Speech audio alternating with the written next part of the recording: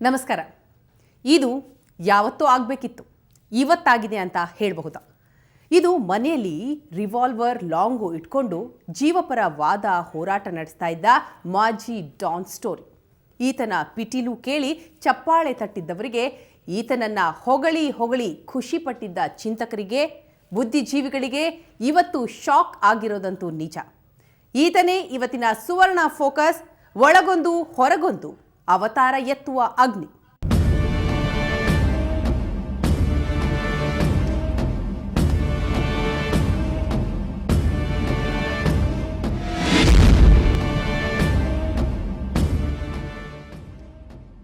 ಇವನು ಬಾಯಿ ತೆರೆದರೆ ಪಿಟೀಲು, ಕಪಾಟು ತೆರೆದರೆ ಫುಲ್ ಬಾಟಲ್.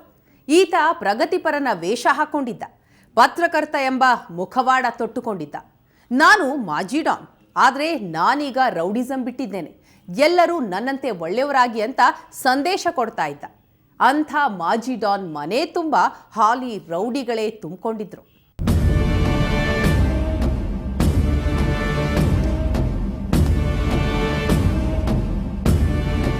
ಅಗ್ನಿ ಶ್ರೀಧರ್ ಈತ ಈಗ ವೃತ್ತಿಯಲ್ಲಿ ಪತ್ರಕರ್ತ, ಸಾಮಾಜಿಕ ಕಳಕಳಿಯ ಹೋರಾಟಗಾರ, ಸಿನಿಮಾ ನಿರ್ಮಾಪಕ, ಚಿತ್ರ ನಿರ್ದೇಶಕ, ಬುದ್ಧಿಜೀವಿ, ಪ್ರಗತಿಪರ ಚಿಂತಕ.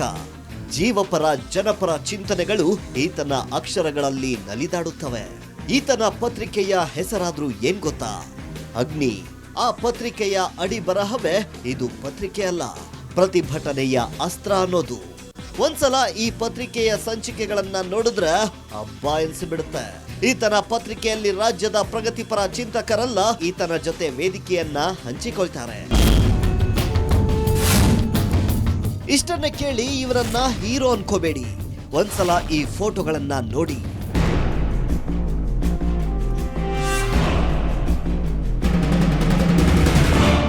ಈಗ ವಿಚಾರಕ್ಕೆ ಬರೋಣ. ಈತ ಕರ್ನಾಟಕಕ್ಕೆ ಪರಿಚಯವಾಗಿದ್ದು ಒಂದು ದೊಡ್ಡ ಕೊಲೆಯ ಮೂಲಕ. ಕೊತ್ವಾಲ್ ರಾಮಚಂದ್ರ ಎನ್ನುವ ಬೆಂಗಳೂರನ್ನೇ ಆಳಿ ಮೆರೆದಿದ್ದ ರೌಡಿಯೊಬ್ಬನ ಕೊಲೆಯ ಮೂಲಕ. ಆ ಕೊಲೆಯ ಸೂತ್ರಧಾರಿಗಳಲ್ಲಿ ಅಗ್ನಿ ಶ್ರೀಧರ್ನದ್ದು ಪ್ರಮುಖ ಪಾತ್ರ. ಇಂತಹ ಶ್ರೀಧರ್ ಕೋರ್ಟ್ನಲ್ಲಿ ನಿರಪರಾಧಿ ಎಂದು ಘೋಷಿಸಿಕೊಂಡು ಹೊರಬಿದ್ದ. ಹಾಗೆ ಹೊರಬಿದ್ದವನು ಈ ಮೊದಲು ಹೇಳಿದ ಬುದ್ಧಿಜೀವಿ, ಚಿಂತಕ, ಪತ್ರಕರ್ತ, ಹೀಗೆ ಎಲ್ಲ ವೇಷಗಳನ್ನ ತೊಟ್ಟು ಬಿಟ್ಟ. ಆದ್ರೆ ಅದು ವೇಷ ಮಾತ್ರ, ಮುಖವಾಡ ಮಾತ್ರ ಅನ್ನೋದು ಈಗ ಸಾಬೀತಾಗಿದೆ.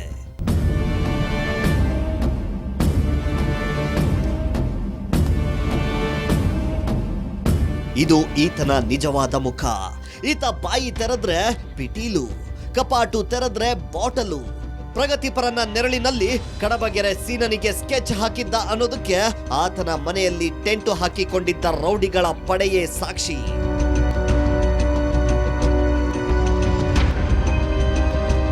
ತಾನು ರೌಡಿಸಂ ಬಿಟ್ಟು ಬಿಟ್ಟಿದ್ದೇನೆ ಎನ್ನುತ್ತಿದ್ದ ಈ ಮಾಜಿ ಡಾನ್ ಮನೆ ತುಂಬಾ ಹಾಲಿ ರೌಡಿಗಳೇ ತುಂಬಿಕೊಂಡಿದ್ರು.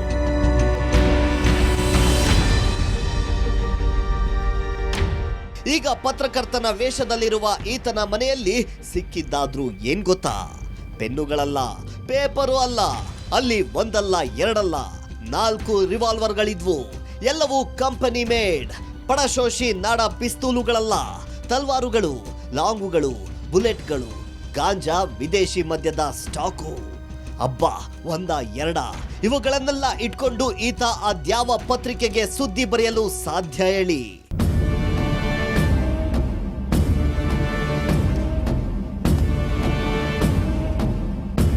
ಈತನ ಮನೆಯಲ್ಲಿ ಸಿಕ್ಕಿಬಿದ್ದನಲ್ಲ ಬಚ್ಚನ್ ಅಲಿಯಾಸ್ ಸೈಯದ್ ಅಮನ್ ಅಲಿಯಾಸ್ ಅಹಮದುಲ್ಲಾ ಶರೀಫ್. ಈತ ಅಗ್ನಿ ಶ್ರೀಧರನ ರೈಟ್ ಹ್ಯಾಂಡು, ಲೆಫ್ಟ್ ಹ್ಯಾಂಡು ಇವನೇ. ಅಂದ ಹಾಗೆ ಕೊತ್ವಾಲನ ಕೊಲೆಯಲ್ಲಿ ಈತನು ಆರೋಪಿಯಾಗಿದ್ದವನೇ.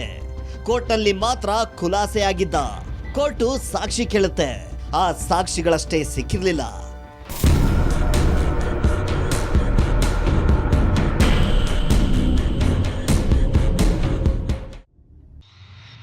ಹೀಗೆ ಕೋರ್ಟ್ ಶಿಕ್ಷೆಯಿಂದ ಬಚಾವಾಗಿ ಹೊರಬಿದ್ದ ಶ್ರೀಧರ್ ತದನಂತರ ಇದೇ ದಂಧೆಯಲ್ಲಿದ್ದಾನೆ ಎನ್ನುವ ಅನುಮಾನಗಳಿತ್ತಾದ್ರೂ ಸಾಕ್ಷಿ ಸಿಕ್ಕಿರ್ಲಿಲ್ಲ. ತನ್ನನ್ನು ತಾನು ತುಂಬಾ ಓದಿಕೊಂಡಿದ್ದ ರೌಡಿ, ಡೀಸೆಂಟು, ಸಜ್ಜನ ಎಂದೆಲ್ಲ ಸ್ವತಃ ಹೇಳಿಕೊಳ್ತಾ ಇದ್ದ ಇವನ ಮನೆಯಲ್ಲಿ ಉತ್ತರ ಪ್ರದೇಶದ 3 ಸುಪಾರಿ ಹಂತಕರಿದ್ರು. ಅವರೆಲ್ಲ ಕಡಬಗೆರೆ ಸೀನನ ಕೊಲೆಗೆ ಸ್ಕೆಚ್ ಹಾಕಿದವರು. ಅದು ಈ ಮುಖವಾಡದ ಪತ್ರಕರ್ತನ ಮನೆಯಲ್ಲೇ ನಡೀತಾ ಇದೆ ಅನ್ನೋ ಸುಳಿವು ಸಿಕ್ಕ ಬೆಂಗಳೂರು ಪೊಲೀಸರು ಸರ್ವ ಸಿದ್ಧತೆಯೊಂದಿಗೆ ಬೆಳಗ್ಗೆ ರೇಡ್ಗೆ ಬಿದ್ರು. ಸಿಕ್ಕಿದ್ದು ಇಷ್ಟು ಆಯುಧಗಳು, ಜೊತೆಗೆ 6,88,000 ಕ್ಯಾಶು, ಜೊತೆಗೆ 400 ಗ್ರಾಂಗೂ ಹೆಚ್ಚು ಇದ್ದ ಚಿನ್ನಾಭರಣ.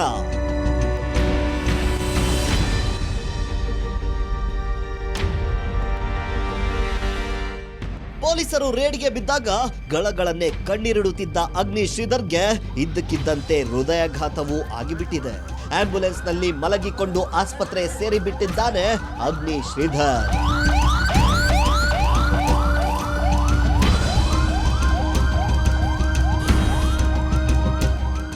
ನಾವು ನೀವು ಚಿಂತಕರು ಬುದ್ಧಿಜೀವಿಗಳ ಕಣ್ಣಲ್ಲಿ ನೋಡುವ ಅಗ್ನಿ ಶ್ರೀಧರೇ ಬೇರೆ.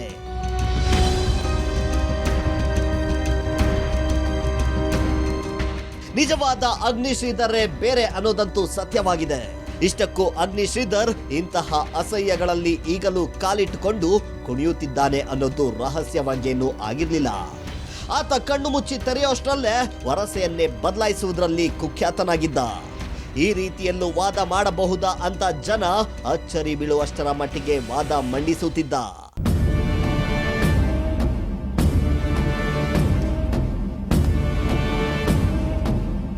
ಆತನ ಜೊತೆಯಲ್ಲಿ ಬುದ್ಧಿಜೀವಿಗಳಿದ್ರು, ಚಿಂತಕರಿದ್ರು, ಜಗತ್ತಿಗೆಲ್ಲ ಬುದ್ಧಿ ಹೇಳುತ್ತಿದ್ದ.